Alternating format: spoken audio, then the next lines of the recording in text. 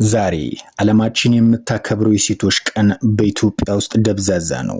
በእርግጥም ሚሊዮን ራብተኛ ሴቶች፣ ሚሊዮን ተፈናቃይ እህቶች፣ ሚሊዮን ችግረኛ እናቶች፣ እልፍ ሐዘንተኛ ሚስቶች፣ የተደፈሩ ሺህ ህፃናቶች የሚኖሩባት ኢትዮጵያ ይህንን በዓል በአሸሼ ገዳሜ ልታከብሩ አትችልም። ከቤታቸው ተፈናቅለው ልጆቻቸውን ቀብረው ባላቸውን ተነጥቀው ሰውና ተፈጥሮ ባመጣው ድርቅ ጠውልገው በልጆቻቸውና በባላቸው ፊት በደረሰባቸው መደፈር አንገታቸውን ደፍተው በቦምብና ስናይፐር አካላቸውን አጥተው በድሮንና መድፍ ውዶቻቸውን ተነጥቀው በጉስቁልና የሚኖሩ የኢትዮጵያ ሴቶች ይህ በዓል ጉዳያቸው ሊሆን አይችልም። በእርግጥ የኢትዮጵያ ሴቶች ዛሬ እነሱ ቀን እንደሆነ ያውቃሉን? መልሱ በጭራሽ የሚል ነው። የኢትዮጵያ ሴቶች ሆድን ባጮኸ ረሃብ፣ ገላን ባራቆተ ርዛት፣ ቤታቸው ላስቲክና ጎዳና፣ ኑሯቸው ሐዘንና ጉስቁልና ሆኖ ዓለም የሴቶችን ቀን እያከበረች ነው ቢባሉ ሊስባቸውም ሊጥማቸውም አይችልም።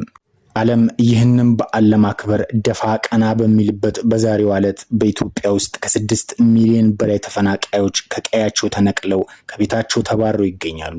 ከዚህ ውስጥ ከ4 ሚሊዮን በላይ የሚሆኑት ሴቶችና ህፃናት ናቸው ይላል ዩኒሴፍ በ2025 ባጋራው ሪፖርት። እነዚህ ሴቶች የራሳቸውንም ሆነ የአብራክ ክፋያቸውን ህይወት መሬት ውስጥ የከተተ ሁኔታ ባለበት በዚህ ወቅት የዓለም የሴቶች ቀን ጆሮ ገብ ሊሆንላቸው አይችልም። ከደፋሪዎቻቸው ለወለዱ እናቶች፣ ቤተሰባቸው ፊት ለተደፈሩ ሴቶች፣ ንብረታቸውንም ቤተሰባቸውንም ቤታቸውንም ለተነጠቁ እናቶች ማርቼት ምናቸውም ሊሆን አይችልም።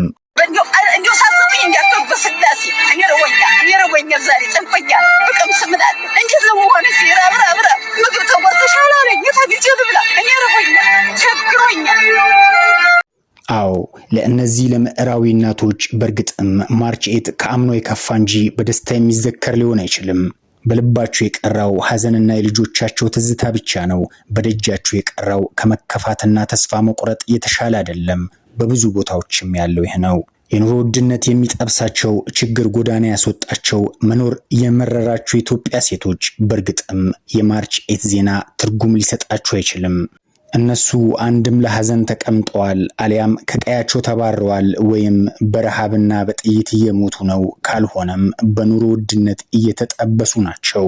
አሁናዊው የኢትዮጵያ ሴቶች እውነታ ይህ ነው። የማርች 8 የሴቶች ቀን፣ ይህ ዓለም አቀፋዊ በዓል ቤታቸውን በባለጠመንጃ ተነጥቀው መፈናቀል መጣቸው ሆኖ በላስቲክ ቤት ውስጥ ለሚኖሩ ሚሊዮን የትግራይ እናቶች፣ ዘመንና ስልጣን አፈናቅሏቸው ኮሎጂ ለታጎሩ 90 ሺህ ሶማሌ ሴቶች፣ መንግስት ሊያስቀረውና ሊቋቋመው እየተገባ በአባባሰው ድርቅና ረሃብ የምታጣጠር የሰሜን ጎንደር እናት፣ ልጅሽ ሸኔ ሆኗል ተብላ ለምትረሸን የወለጋ እናት በእርግጥም ማርች 8 ትርጉሙ ምንም ነው።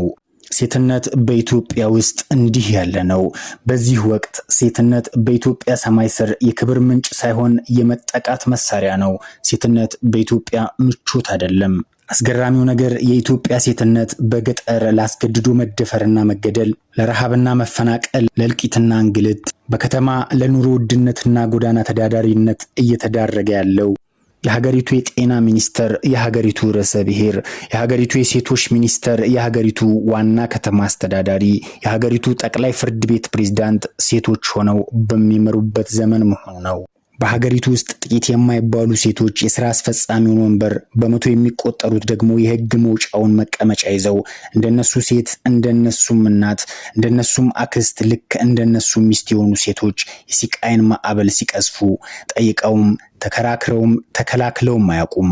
እነዚህን ግዙፍ ስልጣኖች የያዙት የኢትዮጵያ ሴት ሹማምንት የሴት አንጀታቸው ራርቶ የመከራ አዝመራን ለሚያጭዱት ሴቶች ሲሉ ቃል መተንፈስ ባይችሉ እንኳን ከሚያፈናቅሉና ከሚያጎሳቁሉ ግፋ በለው ከሚሉትም ጎን አለመሆን ይችሉ ነበር።